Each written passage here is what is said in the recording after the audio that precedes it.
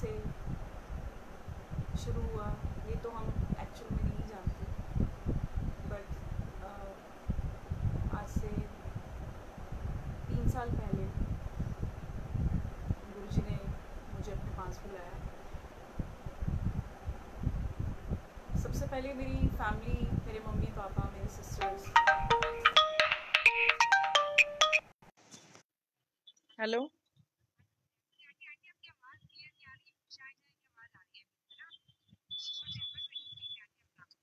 Camera भी ठीक करूं? ठीक है।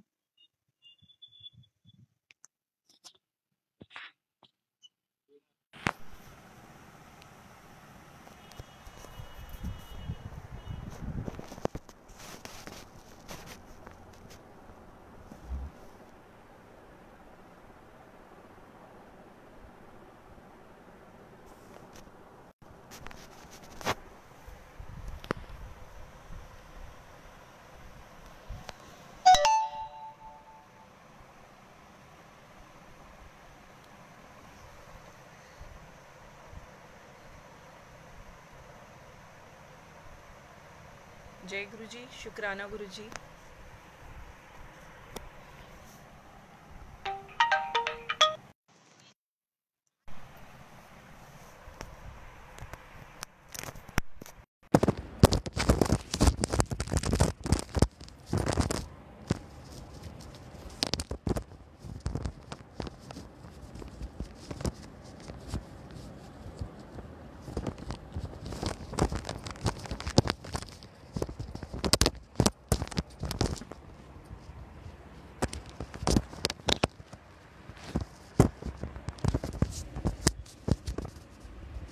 जय गुरुजी, शुक्राना गुरुजी।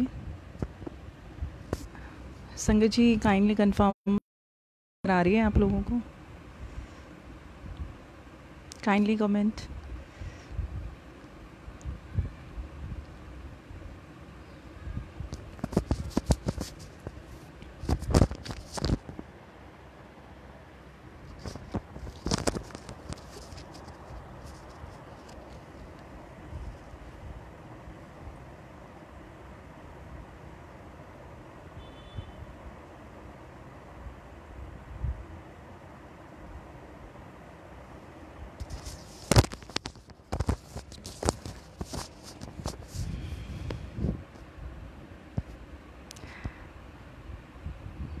जय गुरुजी, ऑल संगत जी।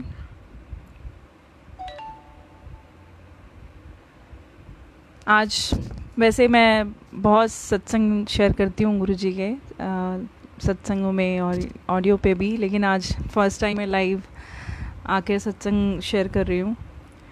गुरुजी ने सेवा बख्शी है। गुरुजी से सफ़र मेरा बहुत पुराना तो नहीं, 3 साल पहले गुरुजी ने मुझे बड़े मंदिर बुलाया था। वो भी इस तरह बुलाया था कि मेरे मम्मी पापा, सारे मेरे सिस्टर्स वगैरह सब जाने लग गए थे गुरुजी के यहाँ, पर मैं गुरुओं में बिलीव नहीं करती थी। जैसे आजकल बहुत सारे स्कैंडल चल रहे हैं, इतना कुछ हो रहा था, मैं बहुत सुना करती थी, न्यूज़ में भी आता था। मैं विश्वास नहीं करती थी, मुझे डर लगता था आश्रमों में जाने से। और मुझे ये पता था कि सिर्फ मंदिर में जो भगवान जी हैं, मूर्तियाँ हैं, चाहे वो वृंदावन है, चाहे हमारे टेम्पल्स हैं, सिर्फ यही माथा टेकना चाहिए, हमें आश्रमों में नहीं जाना चाहिए। एक थॉट था मेरे माइंड में। तो जब मेरे मम्मी पापा, सिस्टर्स वगैरह सब जाने लग गए, वो भी किसी से सुन के, किसी संगत से सुन के गुरुजी ने उनको बुलाया। ऑलमोस्ट 1 साल हो गया था उनको जाते हुए। मुझे बहुत बार कहते रहे कि तू भी चल, हम लोग जाते हैं यहाँ पे, बट मैं कहती थी आपको आदत है धक्के खाने की, मैं नहीं जाऊँगी, मैं किसी गुरु में बिलीव नहीं करती, आपको कैसे चले जाते हो आप एक जगह से दूसरी जगह। और मैं उनको डांटती रहती थी कि क्यों गए आप। पर इतना पता था कि मेरे मम्मी पापा जाते हैं तो गुरुजी की जब तक मर्जी नहीं होती तब तक हमें गुरुजी का एक स्वरूप भी देखने को नहीं मिलता। इवन जय गुरुजी भी कहीं गाड़ियों के पीछे जो लिखा होता है वो भी देखने को नहीं मिलता। पर जब मेरे मम्मी पापा जुड़े तो कहीं ना कहीं ब्लेसिंग्स मेरी तरफ भी ट्रांसफ़र हो रही थी। और बस मैं जहाँ भी जिस शॉप पे जाती, मेरे कई फ्रेंड सर्कल में मुझे लोग मिलते हैं, पता चलता वो भी गुरुजी को मानते हैं। और जाती तो पता चलता कि वहाँ पर गुरुजी का स्वरूप लगा है, तो मैं कहती हूँ ये भी गुरुजी को मानते हैं। तो मैं सबसे पूछने लग जाती थी कि ये गुरुजी कौन से हैं। दिमाग में बस एक थॉट था कि गुरुओं के पास जब जाते हैं तो वो कोई उपाय बताते हैं, या कोई कष्ट निवारण करते हैं, कोई ग्रह उपाय बताते हैं, कोई स्टोन पहनाते हैं। तो मैं उनसे इसी तरह से पूछती थी कि आपको कुछ फ़र्क पड़ा वहाँ जाने से, क्या मिला आपको, या किस तरह के गुरुजी हैं। तो सभी लोग ये बताते थे वहाँ पर बहुत पीस मिलता है, बहुत शांति मिलती है, बहुत वहाँ पर एक थाली में 4 लोग खाते हैं। तो मैं थोड़ा सा सोचती रहती थी, अच्छा ऐसा होता है। तो लेकिन अभी तक शायद बुलावा नहीं आया था कि दिल से वो आवाज़ नहीं निकली थी कि मुझे जाना ही है। ऐसे करते करते 1 साल हो गया। मेरी मम्मी मंडे को मंदिर के बाहर लाइन में लगे हुए थे स्वरूप के लिए, जो फर्स्ट टाइम उनको स्वरूप लेना था।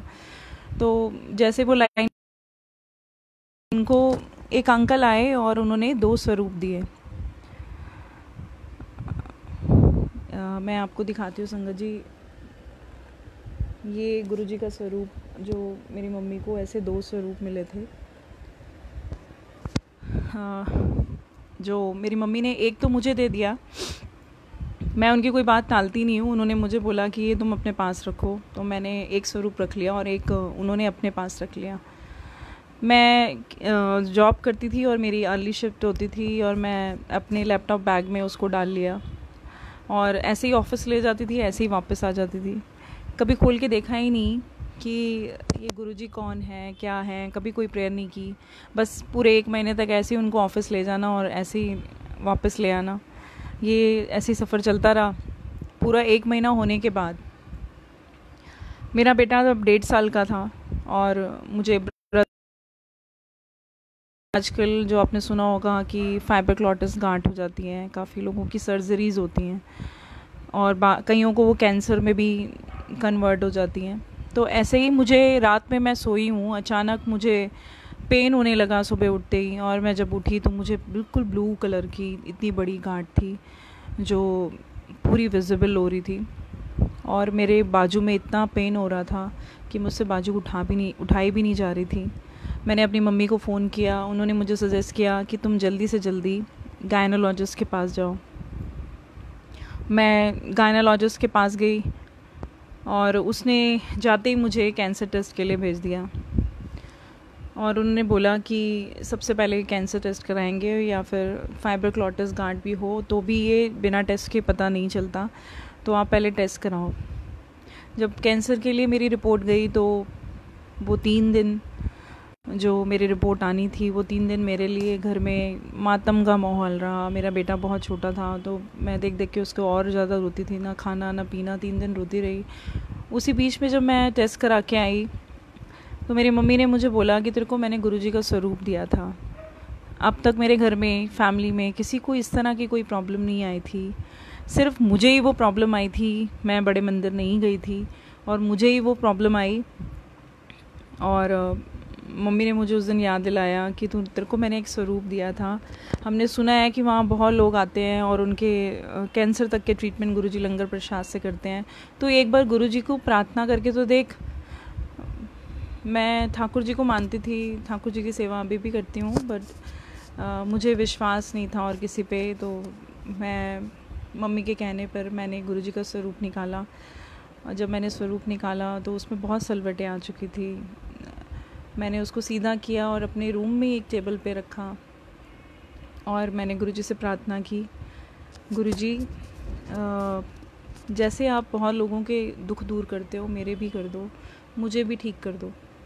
बस ये प्रार्थना मुझे ये भी याद नहीं है कि मैंने दिल से की, सिर्फ हारी हुई कि हमें उम्मीद हार चुकी थी। मुझे लगता था कि पता नहीं अब मेरे पास कितना वक्त बचा है, मेरा बच्चा कैसे रहेगा, मुझे कुछ प्रॉब्लम हो जाएगी, पता नहीं कितनी लाइफ है। ये सोच सोच के बस मैंने प्रार्थना की और मैं उस चीज़ को भूल गई। और प्रार्थना करने के बाद मैं वही रोना धोना 3 दिन तक, जब तक रिपोर्ट नहीं आई, रात रात भर नहीं सोना, ऐसे ही रोते रहना। 3 दिन के बाद जब मेरी रिपोर्ट आई संगत जी उसमें कैंसर तो नहीं आया, लेकिन फाइबर क्लॉटिस गांठ आई और गांठ काफ़ी बड़ी थी, 8 इंचेस की गांठ थी। वो आज भी रिपोर्ट्स मेरे पास हैं। और जब मैं रिपोर्ट लेके डॉक्टर के पास गई तो डॉक्टर ने कहा कि ये गांठ बहुत बड़ी है और ये आपकी जो किसी वेन पे भी आ सकती है। लेफ़्ट साइड थी मेरे को गांठ, इसको कल ही सर्जरी करके रिमूव करना पड़ेगा, नहीं तो आपके लिए प्रॉब्लम हो जाएगी। और डॉक्टर्स ने उसको रिमूव करने के लिए बोला और मुझे बोला कि कल 1 बजे आप आ जाओ, 1 बजे आपका ऑपरेशन है, अपने घर में अपनी फैमिली में सबको बता दो। और मैंने अपने हस्बैंड को भी बता दो कि तुम्हारा कल 1 बजे ऑपरेशन है। और मैं उनसे कहने लगी कि मैम मुझे जैसे पहले पेन हो रहा था उस तरह का पेन नहीं हो रहा है, पहले से कम है। तो वो कहने लगी चलो मैं एग्ज़ामिन कर लेती हूँ। आप मानेंगी नहीं संगत जी, जब वो एग्ज़ामिन करने लगी तो उसको चक्कर आ गया कि जो इतनी बड़ी गांठ विजिबल थी वो कहाँ चली गई। वो गुरुजी ने इतना ब्लेस किया कि विदिन 3 डेज़ वो इतनी माइनर सी भी, इतनी सी क्रिस्टल चीनी जितनी एक दाना भी जो गांठ थी, फाइबर क्लॉटिस गांठ थी, वो रिमूव कर दी थी गुरुजी ने। और दोबारा उसने अंदर से डॉक्टर को बुलाया, दूसरी बड़ी हेड को बुलाया, उसे मेरा केस डिस्कस किया और कि कल तो हम सर्जरी करने जा रहे थे, ये रिपोर्ट में गांठ दिख रही है और बॉडी में गांठ नहीं है, ये कैसे पॉसिबल है। सब हैरान हो गए थे। और आज भी मैं जब कभी जाती हूँ उन डॉक्टर के पास तो वो स्पेशली मुझे अपने पास बिठाती हैं और हैरान होती हैं कि ऐसे कैसे हो सकता है, कि कितनी ब्लेस हूँ मैं कि कैसे कोई करिश्मा हुआ मेरे साथ कि वो गांठ ही रिमूव हो गई। उस दिन से जो गुरुजी का सफ़र, मेरा गुरुजी के साथ जो सफ़र शुरू हुआ वो बस शुरू ही हो गया। फिर अब गुरुजी का जो वो स्वरूप था, जो स्वरूप मैंने अभी आपको दिखाया, ये स्वरूप मैं अपने से कभी अलग नहीं करती थी। अपने एक नोटपैड में मैं इसको साथ में लेके जाती थी ऑफिस। जाते ही मैं ड्रॉर में रखती थी और ड्रॉर में रखती थी जब चाय पीने जाना हो तो गुरुजी से प्रार्थना करना, गुरुजी आप मेरे साथ चलो, मैं चाय पीने जा रही हूँ, गुरुजी मैं लंच करने जा रही हूँ। इवन उस ड्रॉर के अंदर 3 पार्टीशंस थे और 3 पार्टीशंस में जितनी चीज़ें मेरी रखी होती थी, मेरी बुक्स, पेंसिल्स और जितनी भी चीज़ें उसमें होती थी सब फ्रेगनेंस करते थे। इवन जब मैं जिस टेबल पे मैं बैठी थी, जो डेस्क था मेरा, सर्विस डेस्क था, उसके आसपास इतनी फ्रेगनेंस रहती थी कि लोग मुझे आके पूछते थे कि तुम्हारे यहाँ से इतनी स्पिरिचुअल सी फ्रेगनेंस कहाँ से आती है। और मैं मुस्कुराने लग जाती थी। बाद में पता चला कि मैं काफ़ी टाइम से जॉब कर रही हूँ, सिर्फ मैं ही नहीं, मेरे ऑफिस में कितने लोग गुरुजी को मानने वाले हैं। और इतना मिरेकल होता था, इतना प्रेजेंस फील कराते थे गुरुजी कि मैं कई बार होता था कि मैं कैब में जब मैं घर जा रही होती थी या ऑफिस जा रही होती थी तो कैब का दरवाज़ा कितनी बार खुलता था और कितनी बार गुरुजी की फ्रेगनेंस आती थी। ड्राइवर कहता था मैं कितनी बार ये दरवाज़ा बंद करता हूँ, ये अपने आप खुल जाता है। जब हमारा स्टार्टिंग में गुरुजी से कनेक्शन होता है तो गुरुजी बहुत ज़्यादा प्यार बरसाते हैं, आप दिखाते हैं और समझाते हैं कि परमात्मा कुछ है और ये सब पॉसिबल है। जब हम भूल जाते हैं कि परमात्मा मूर्ति रूप में है, हम सिर्फ दुखड़ा सुना सकते हैं बट वो आगे से कभी जवाब नहीं देता और कभी से कुछ करता नहीं है। लेकिन गुरुजी ऐसी शक्ति हैं, ऐसे देव हैं, सब देवों से ऊपर हैं कि वो अपनी इच्छा से हमें जवाब देते हैं, हमसे बात करते हैं, हमें एहसास दिलाते हैं। बहुत मंदिरों में बहुत जगह माथा टेका, जी ने जो फ्रेगनेंस जो अपनी संगत को देते हैं, थोड़ी सी भक्ति में ही प्रसन्न हो जाते हैं, वो शायद ही कहीं मिला हो, पूरे जीवन में कहीं नहीं मिला हो। गुरुजी ने अपार ब्लेसिंग्स बख्शी हैं, अपार ब्लेसिंग। जब गुरुजी से मैं जुड़ी काफ़ी सालों से, मेरी शादी के बाद से मैं रेंटेड हाउस पे थी। एक ख्वाहिश थी मेरी, मतलब मैंने अपनी लाइफ में बहुत जगह ट्रैवल किया है, बहुत जगह घर चेंज किए, कभी दिल्ली कभी लखनऊ, शिफ्टिंग करते रहे, तो कभी घर का हुआ नहीं। लेकिन एक हर फीमेल के मन में होता है कि मैंने अपना घर बनाना है, मुझे अपना घर चाहिए। तो मैं ये सोचती रहती थी और समहाउ मैंने एक घर ख़रीदा। वो घर ख़रीदा तो मेरे हस्बैंड मुझे बोलने लग गए कि ये घर इतना छोटा है, ज़्यादा बड़ा नहीं है, तो इसमें पूरी फैमिली एडजस्ट नहीं हो पाएगी। अब तुमने ले लिया है तो इसको घर को यहीं रखो, तुमने मांगना ही था तो गुरुजी से बड़ा मांगती, छोटा ही क्यों मांगा। तो मैंने बोला कि जो गुरुजी ने दे दिया वो सही है। उस दिन के बाद उसमें हमने शिफ्ट नहीं किया। फर्स्ट डे हवन किया तो वहीं गुरुजी की गद्दी लगाई और मैंने बोला गुरुजी ये घर आपका ही हो गया। उसका नाम भी रखा हमने गुरुजी इनायत, और वो घर गुरुजी के नाम पे ही हो गया। उस फ्लैट के अंदर सिर्फ गुरुजी रहते हैं। वहाँ पे सिर्फ हमने मंत्र जाप किए हैं, 40 दिन का हमने मंत्र जाप किया। जब भी गुरुजी कभी विज़न में दिखाते थे कि कहीं प्रॉब्लम आने वाली है, कहीं बाढ़ आने वाली है, कहीं कुछ आने वाली है, बस गुरुजी मंत्र जाप ही कराते थे। और बहुत मंत्र जाप किया, बहुत बहुत गुरुजी ने वहाँ पर सिर्फ यही सेवा करवाई। और मैं गुरुजी से कहती थी गुरुजी मुझे जॉब नहीं करनी है, मैं थक चुकी हूँ, मैं चाहती हूँ मैं आपके चरणों के पास बैठ के सेवा करूँ। तो मेरे साथ एक इंसिडेंस हुआ कि मेरी मदर इन लॉ बीमार हो गई और बहुत ज़्यादा समझ नहीं आ रहा था कि उनको हुआ क्या है। वो सारा दिन सोई रहती थी और ऐसे लगता नहीं था कि बहुत ज़्यादा तकलीफ़ है, लेकिन वो कुछ ठीक से खा पी नहीं पाती थी और डॉक्टर्स को भी समझ नहीं आ रहा था। सारे टेस्ट करा लिए, एक अल्ट्रासाउंड छोड़ के उन्होंने सारे टेस्ट करा लिए कि इनको हुआ क्या है। 1 महीने तक उनका ट्रीटमेंट चलता रहा, वो एडमिट भी हुए, वापस आ गए और पता ही नहीं चल पाया उनको बीमारी क्या है। ऐसे ही मैं बैठी थी गुरुजी के पास ही, गद्दी के पास, और मुझे अचानक ऐसा लगा कि शायद इन डॉक्टर्स ने सारा कुछ तो कर लिया बट इन्होंने स्टमक के डॉक्टर को तो दिखाया ही नहीं है कि उनको प्रॉब्लम क्या है।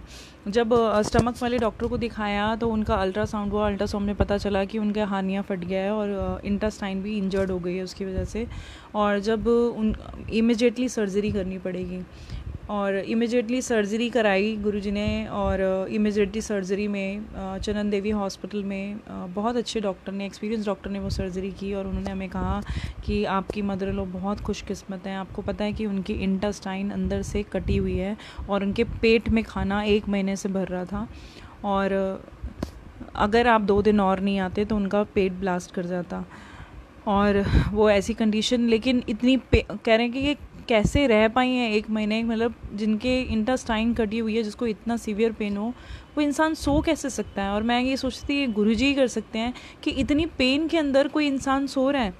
और कहीं ना कहीं मैंने वो अरदास भी कर रखी थी गुरुजी से कि गुरुजी मैं अब जॉब नहीं करना चाहती। उस वजह से मेरे पर प्रेशर आया और मुझे रिज़ाइन करना पड़ा। ऑफिस में मैं एडमिन डिपार्टमेंट में थी तो फाइनेंस डिपार्टमेंट में उन्होंने मुझे छुट्टी नहीं प्रोवाइड की तो मुझे रिज़ाइन करना पड़ा। मैं बहुत रो रही थी कि गुरुजी अच्छी खासी जॉब है और अचानक मुझे छोड़ना पड़ गया, अब मेरा सर्वाइवल कैसे होगा। तब मेरे हस्बैंड भी बहुत अच्छे से सेटल नहीं थे तो मुझे बहुत टेंशन होती थी कि फ़ैमिली कैसे चलेगी, फाइनेंशियल क्राइसिस आ गए हैं, मैं बहुत टेंशन में थी।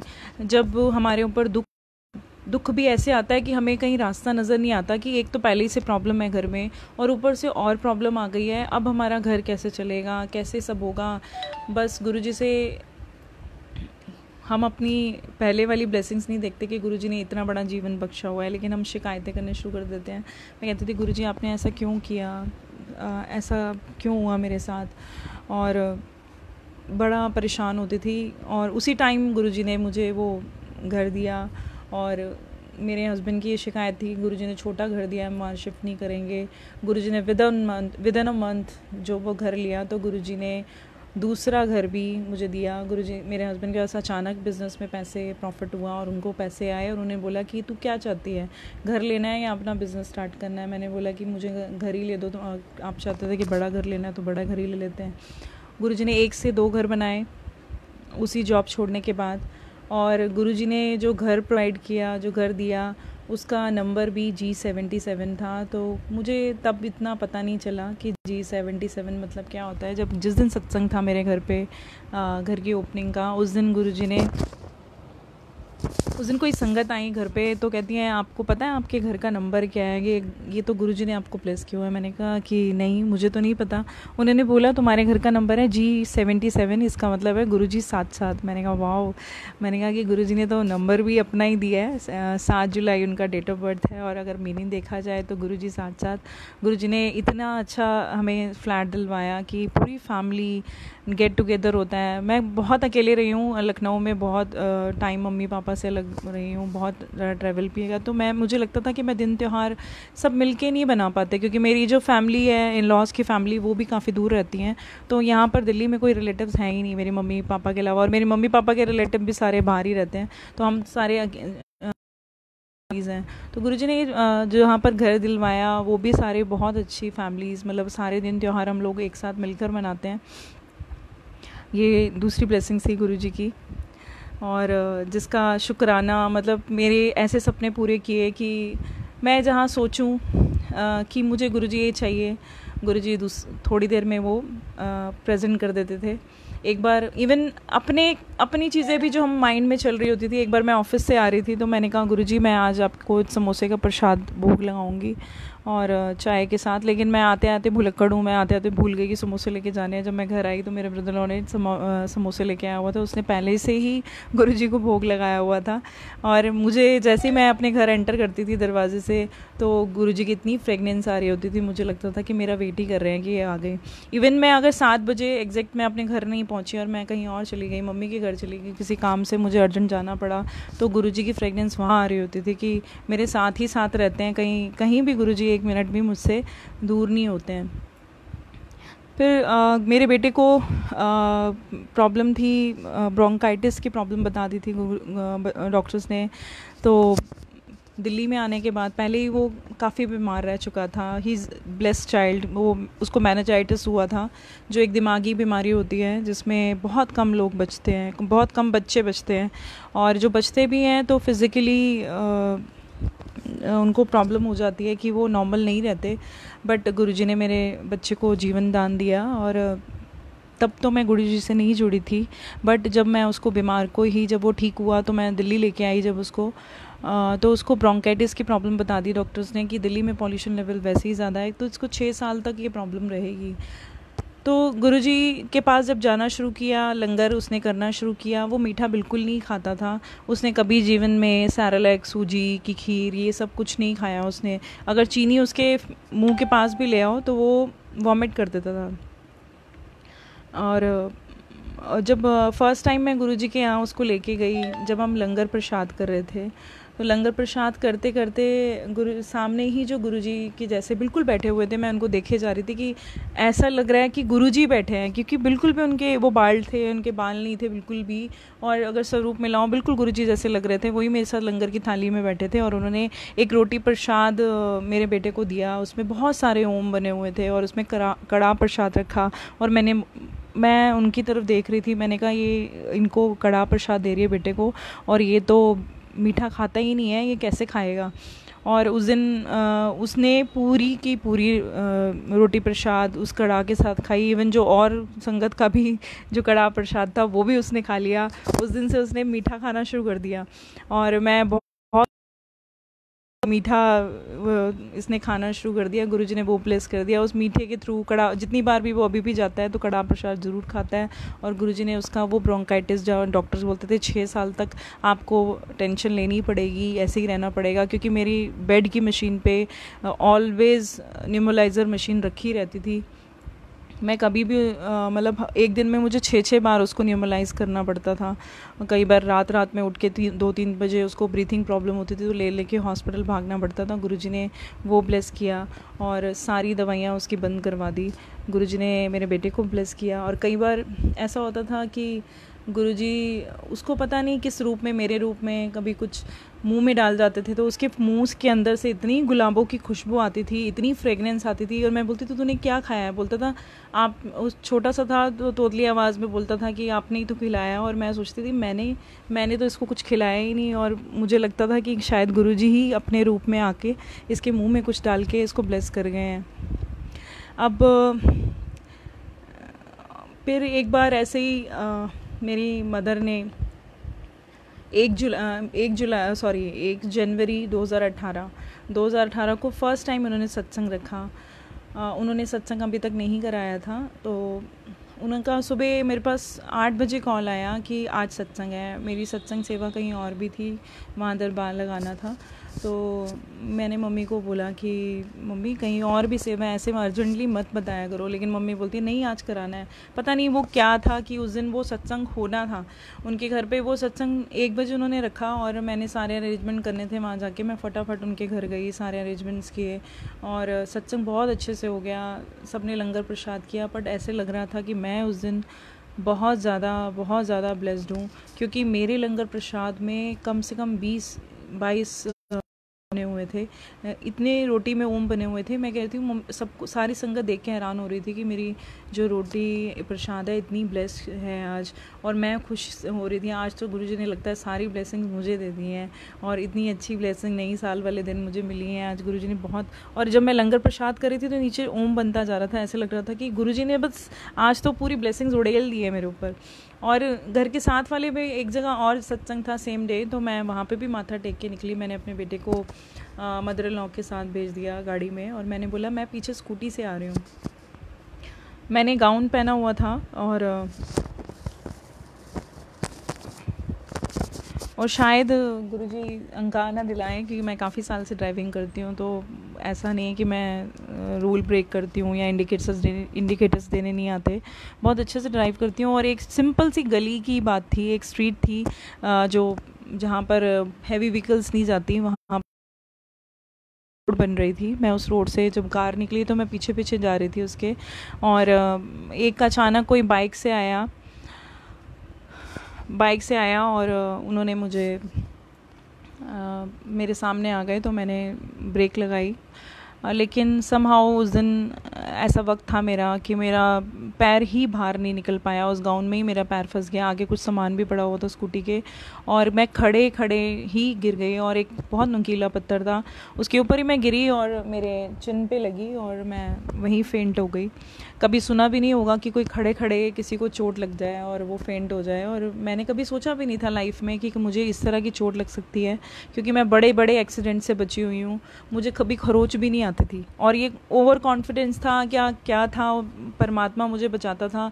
लेकिन मैंने कभी सोचा नहीं था मुझे एक्सीडेंट में कभी चोट लगेगी। लेकिन उस दिन मुझे इतनी चोट लगी कि मेरे खून से धाराएं बह रही थी, और पूरे टीथ जो है वो लिप के अंदर चले गए थे, बाहर तक आ गए थे, और जीभ कट गई थी। बहुत सारी मेरे को चोट लगी उस दिन, और मैं फेंट हो गई। तो मेरे को सिर्फ इतना दिखाई दे रहा था कि सामने कोई काला सा आदमी, यमराज जैसा, मैं उसको हाथ दे रही हूँ और मैं बोल रही हूँ मुझे उठा ले, और वो पीछे पीछे जा रहा है, वो मेरी तरफ आगे बढ़ ही नहीं रहा। तो मैं उसी होश में, आधे होश में सोच रही हूँ कि ऐसा कैसा आदमी है कि जो मैं इसको हाथ दे रही हूँ ये मेरा हाथ ही नहीं पकड़ रहा है और मुझे छोड़ के पीछे भागे जा रहा है।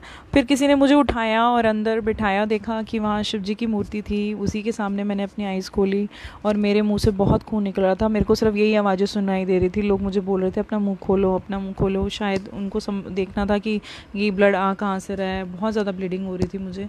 और फिर कोई मुझे छोड़ के आए, मैंने होश में आई, मैंने ही उनको बोला कि स्कूटी में ही छोड़ी कि आप मुझे हॉस्पिटल छोड़ दो। वो मुझे हॉस्पिटल छोड़ के आए, और फिर मैंने अपनी फैमिली वालों को फ़ोन किया। वो सब लोग वहाँ पहुँचे। मेरे जॉज वगैरह सभी का MRI टेस्ट सब हो गए, कहीं कोई प्रॉब्लम नहीं निकली। जो मेरे टीथ में प्रॉब्लम आई थी, फ्रंट टीथ में, उसका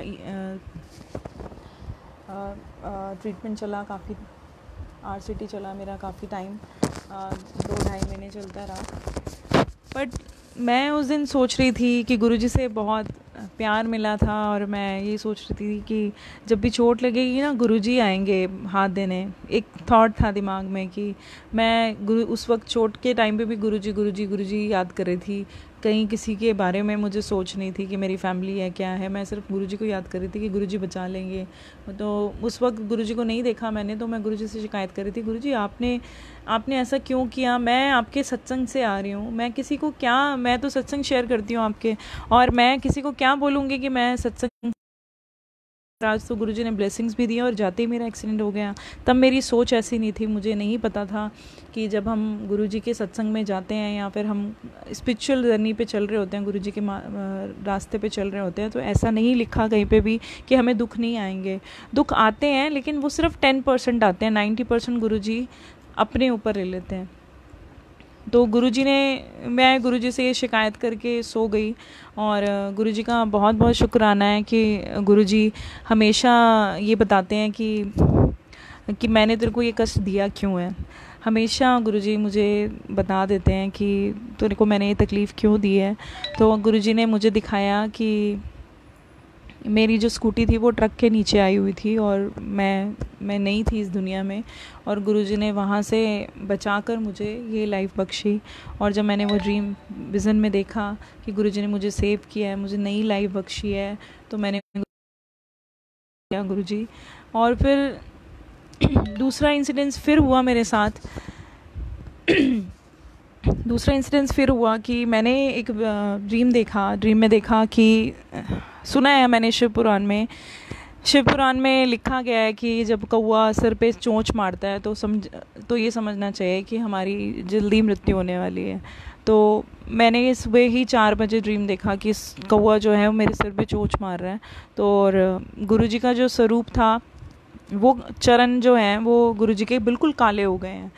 तो मुझे कहीं ना कहीं समझ तो आया कि आज मेरे ऊपर कोई कष्ट है जो गुरुजी ने ले लिया। ये नहीं पता था कि ले लिया है या कितना लिया है या फिर होगा या नहीं होगा। तो मुझे इतना पता था कि कष्ट आया और वो गुरुजी ने वो कष्ट अपने ऊपर ले लिया है और मैं निश्चिंत हो गई। और मुझे उस दिन अपना किसी काम से गांधीनगर मार्केट जाना था और मैंने अपने ब्रदर को बोला कि मेरे को गांधीनगर मार्केट जाना है। उसने बोला मैं आज स्कूटी से जाऊंगा और मैं भी एग्री हो गई। मैंने बोला कि ठीक है, स्कूटी तो मैं ही चलाऊंगा, तो पीछे बैठ जाइयो। मेरे से छोटा है वो, थोड़ा सा ड्राइव तो वैसे ही करता है बट गलती उसकी नहीं थी। उस दिन हम स्कूटी से चले गए और मेरी मम्मी ने मेरे को बहुत टोका कि तू आज ना जा। लेकिन शायद मेरी होनी थी उस दिन भी कि कहते हैं ना 10% तो भुगतना ही पड़ता है। तो मैं चली गई और जैसे चली मार्केट से, जब वापस आ रहे थे, हमने परचेजिंग कर ली, जब वापस आ रहे थे तो मैं ऐसे ही नॉर्मली बैठी थी। एक रिक्शे वाला आ रहा था और रिक्शे वाला उस गली में मुड़ रहा था और मैं स्कूटी पे बड़ी हुई थी कि ये आगे मुड़े और हम आगे जाएं। सिर्फ खड़े ही मैं पीछे बैठी थी। उसका पहिया जो है ना, उसने इस तरह मोड़ा कि वो मेरे पैर में ही डाल दिया और बिल्कुल मेरे जो पैर का अंगूठा था वो नीचे का पूरा जो स्किन थी वो खुल के बिल्कुल बोन दिखने लग गई और मैं इतनी ब्लीडिंग हुई मुझे। और किसी ने मुझे वहीं से हैंकी दिया और पूरे कहीं हम डॉक्टर्स ढूंढते आए, हमें कहीं डॉक्टर नहीं मिला। यहाँ आकर हमने डॉक्टर से कराया, कहीं ट्रीटमेंट कराया और डॉक्टर वो जो स्किन थी जहाँ टांके आने थे वो नहीं आ पाए क्योंकि मैंने वो रुमाल कस के बांध लिया था, तो स्किन उतनी देर में अपने आप ही जुड़ गई थी। और अभी भी पता चलता है कि मेरे पैर में चोट कैसे लगी हुई है। उस दिन भी गुरुजी ने मुझे पहले ही सपने में दिखा के मेरा कष्ट जो ले लिया था और मुझे वो 10% ही मिले था। शायद मेरा पैर ही कटना था उस दिन या कोई मेरे साथ बड़ा एक्सीडेंट होना था, गुरुजी ने वो लाइफ बख्शी। अब गुरुजी से जुड़ने के बाद हम ये तो नहीं सोचते गुरुजी ने एक बार लाइफ दे दी है, बार बार प्रॉब्लम्स क्यों आ रही हैं, बार बार क्यों एक्सीडेंट हो रहे हैं। तो मैंने गुरुजी से कहा कि गुरुजी मेरी लाइफ है कितनी, मुझे बता दो, ये बार बार मेरे साथ क्यों होता है, बार बार मेरे साथ ये प्रॉब्लम क्यों होती है कि कभी कुछ मेरे साथ इंसिडेंट्स होते रहते हैं। लोग तो मुझे ताना मारते हैं कि तू तो गुरुजी को इतना मानती है, तो तेरे साथ ये प्रॉब्लम क्यों हो रही है, मुझे ये समझ नहीं आ रहा, गुरुजी मुझे बताओ। तो गुरुजी ने मुझे विज़न दिखाया कि मैं बड़े मंदिर में हूँ। एक्चुअली जो गुरुजी के जितने भी ड्रीम्स होते हैं, गुरुजी कहते हैं कि उसको विज़न बोलते हैं, उसको वो आप सपने नहीं बोल सकते, ड्रीम नहीं बोल सकते। गुरुजी कहते थे कि हमारी इतनी औकात नहीं है कि हम गुरुजी को देख पाएँ, जब वो चाहते हैं तो वो तभी हमारे ड्रीम में आ सकते हैं और वैसे हम उनको नहीं देख सकते। आप जितना मर्जी चालो गुरुजी आपके सपने में आ जाएं, आप उनको नहीं देख सकते जब तक गुरुजी नहीं चाहेंगे। और गुरुजी कहते हैं कि जब मैं तुम्हारे सपने में आता हूँ, गुरुजी लाखों वॉट के बल्ब की तरह रोशनी है उनमें, उनकी रोशनी हम नहीं झेल सकते। तो गुरुजी अपनी रोशनी कम करके, अपनी पावर्स को बहुत कम करके हमारे पास आते हैं, ड्रीम में भी आते हैं तो बहुत पावर्स कम करके आते हैं, तब हम उनको देख पाते हैं। इसीलिए गुरुजी रोज़ सबके सपने में नहीं आते। तो गुरुजी ने मुझे दिखाया कि वो बड़े मंदिर में बैठे हुए हैं और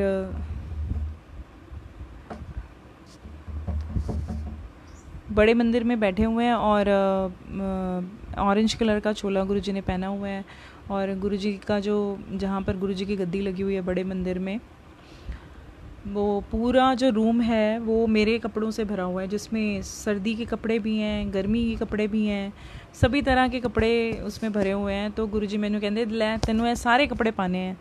तो मैंने काउंटिंग करने लग गई कि इतने सारे कपड़े, इतने सारे कपड़ों में तो मुझे कई साल लग जाएंगे बदलते बदलते।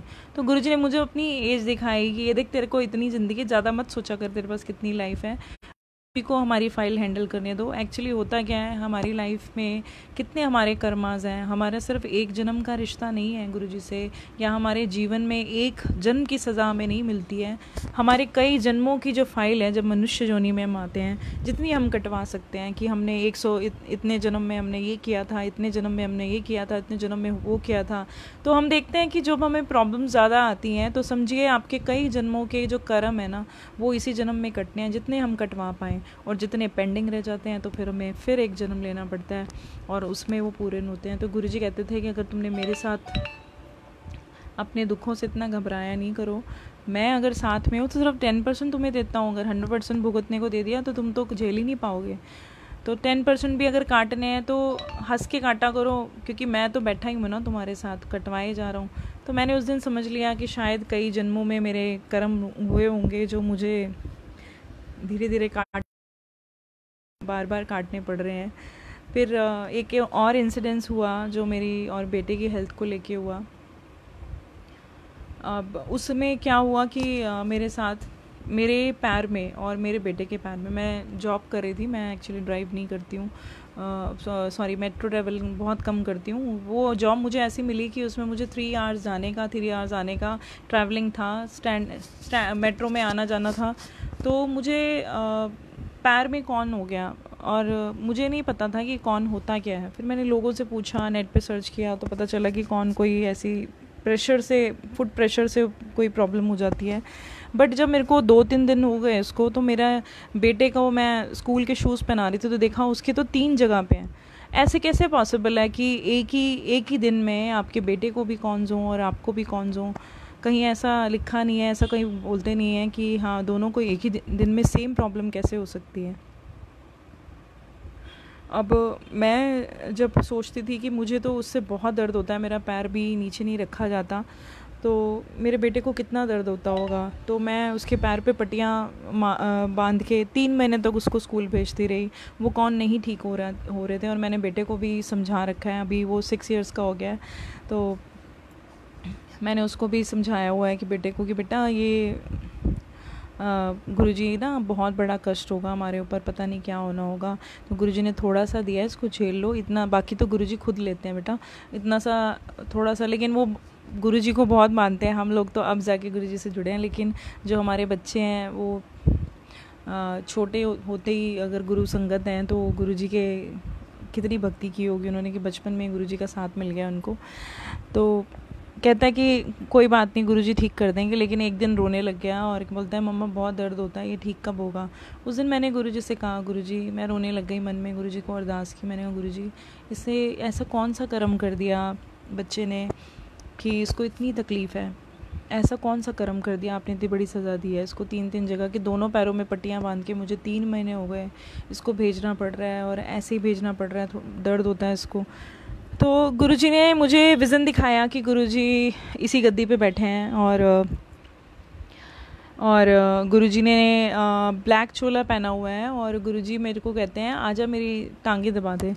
तो मैंने ना गुरुजी की टांगे दबाने शुरू की, नीच से लेके नीचे तक दबाई, और जैसे ही गुरुजी की जो धोती थी वो ऊपर कर रखी थी गुरुजी ने नीच से, और मैं गुरुजी की लेग्स पे जब हाथ लगाया तो मैं देख नहीं पाई, इतना भयानक गुरुजी की लेग्स का हाल कि दोनों लेग्स में इतने सारे स्टिचेस कि दोनों टांगों में रॉड्स पड़ी हुई थी। गुरुजी की पुल नी से लेके पैरों तक की सर्जरी थी, और जब दबाते दबाते दबाते मैं सेम उसी पैर में आई जो मेरे राइट हैंड साइड की सेकंड फिंगर के अंदर मुझे वो कौन हुआ था, वो सेकंड फिंगर गुरुजी की गल के कट चुकी थी।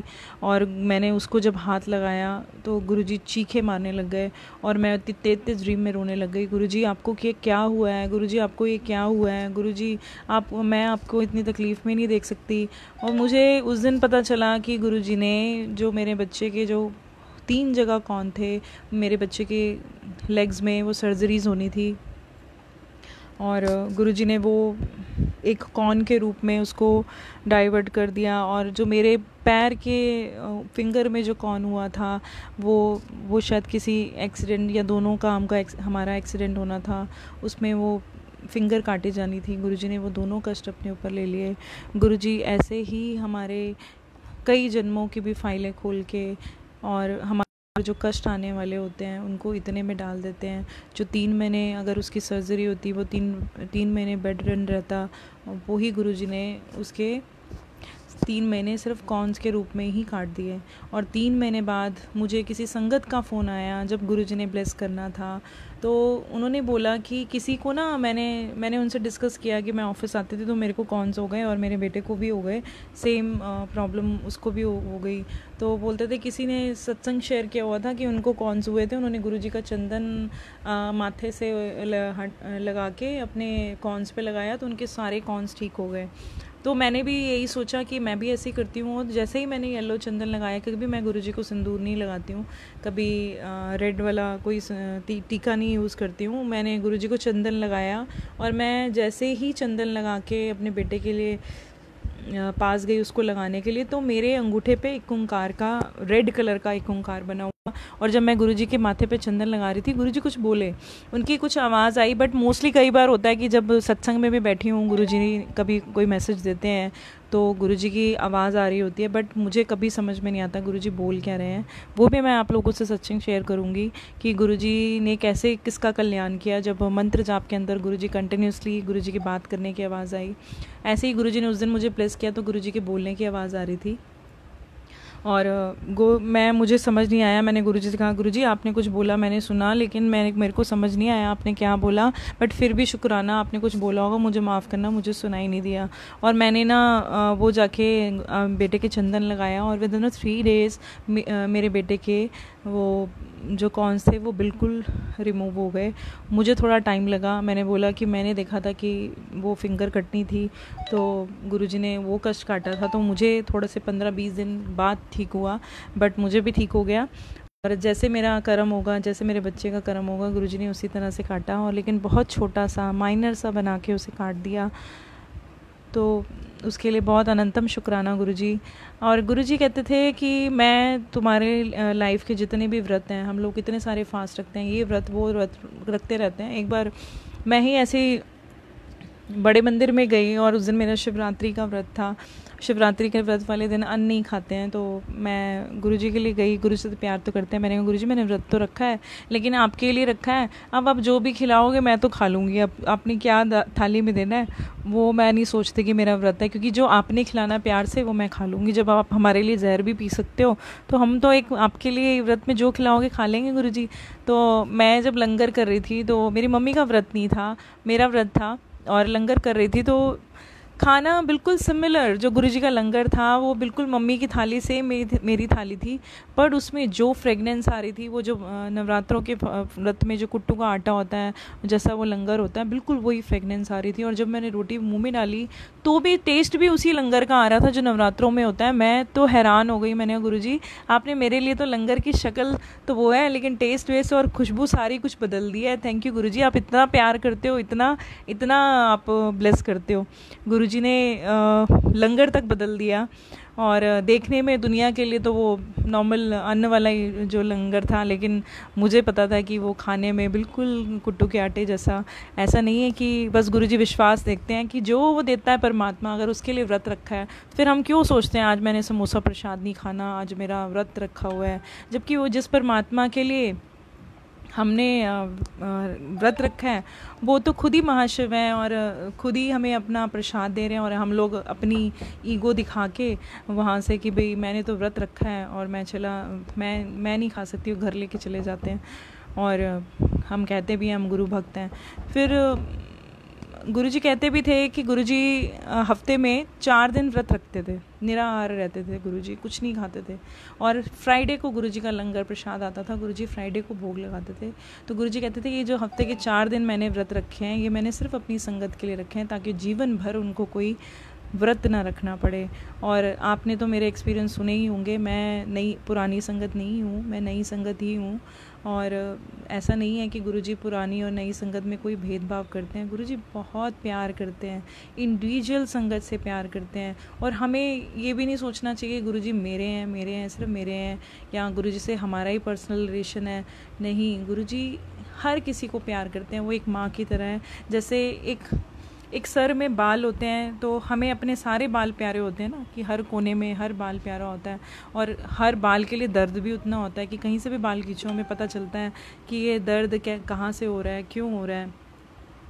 और ऐसे ही हम परमात्मा के बच्चे जो हैं उनके लिए ऐसे ही हैं, उनको पता होता है कि मेरे किस कोने में कौन बच्चा बैठा है और किसको क्या तकलीफ़ है, कहाँ दर्द है। और इसीलिए गुरुजी हमें इक्वली प्यार करते हैं। बस कई बार होता है कि कुछ संगत का कुछ किस तरह का बिहेवियर होता है, किसी तरह का बिहेवियर होता है, लेकिन संगत गुरुजी की सारी ही हैं। और अपने अपने टाइम, अपनी स्टेजेस हैं, जैसे जैसे वो चल रहा है वैसे वैसे जाना तो उसको आखिर गुरुजी के पास ही है।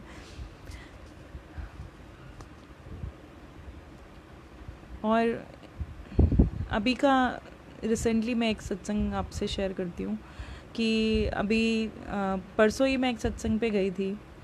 ये लॉकडाउन से पहले मुझे अचानक, जो मेरी लेफ़्ट बाजू में है, पहले शोल्डर भी फ्रीज़ हुआ, बाद में मेरे को ब्लड क्लॉटिंग होने लग गई मेरी बाजू के अंदर। अचानक बहुत स्टिफनेस हो जाती थी, ऐसा लगता था बाजू उठ ही नहीं रही है।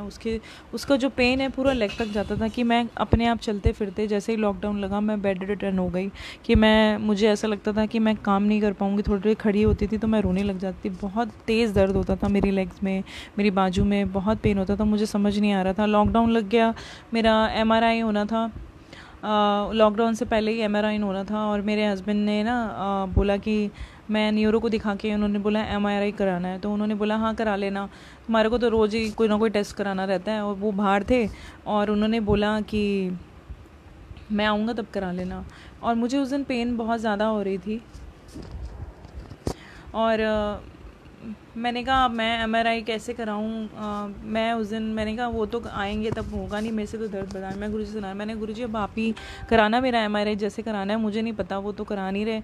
मैंने कहा मैं गुरुजी आपके सत्संग पे जाना है, मुझे नहीं पता, आप सत्संग पे बुला लो, आज मैं बहुत परेशान हो रही हूँ, मेरे को बहुत तकलीफ़ हो रही है और आपके सत्संग पे जाऊँगी शायद थोड़ी सी शांति मिल जाए। तो मैंने यही गुरुजी से प्रार्थना की और गुरुजी से बोला। तो गुरुजी ने ना एक मैसेज किया मुझे कि जहाँ मैं रहती हूँ कि 18 नंबर गली, शिव नगर, ऐसे करके कुछ मेरे को एरिया बताया और मैसेज आया कि यहाँ पर सत्संग है। और मैं यही सोच के कि 18 नंबर गली तो मेरे घर के पास में ही है, मैंने एक संगत को फ़ोन किया, मैंने यहाँ 18 नंबर गली कहाँ पे है, मुझे इतना गलियों के बारे में पता नहीं रहता, मैंने उसी को फ़ोन किया, मैंने बोला 18 नंबर गली कहाँ पे, यहाँ पर सत्संग है, चलते हैं अभी, तो मुझे आज सत्संग पे जाना है। वो भी तैयार हो गई और मेरे साथ चलने लगी। हम जिस गली उसके घर के आगे से निकले तो वहाँ पर कोई खूंखार सा डॉग बैठा था, उसने बोला इस गली में नहीं जाएंगे, हम दूसरी गली से चलते हैं। और उसने गली चेंज करवाई और हम लोग दूसरी गली से निकले।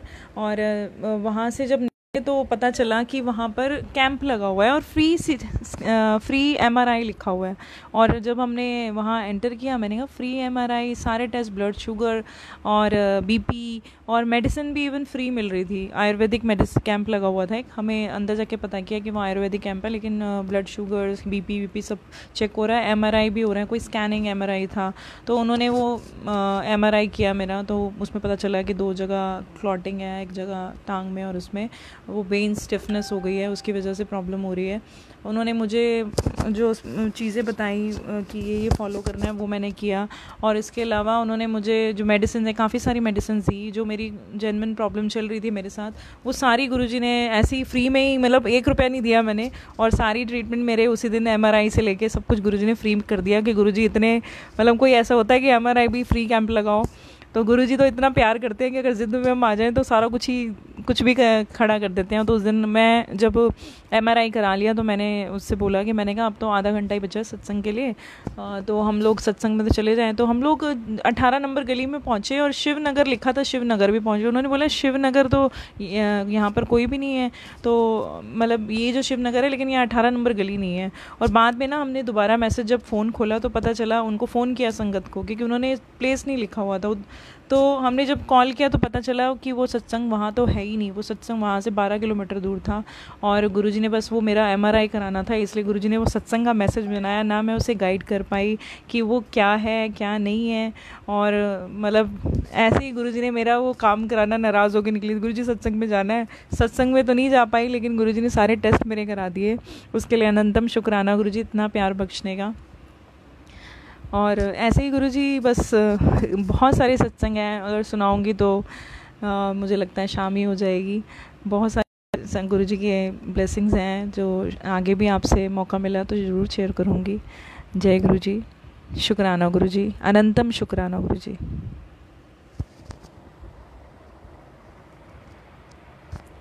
संगत जी, कोई गलती हो जाए प्लीज़ माफ़ करिएगा।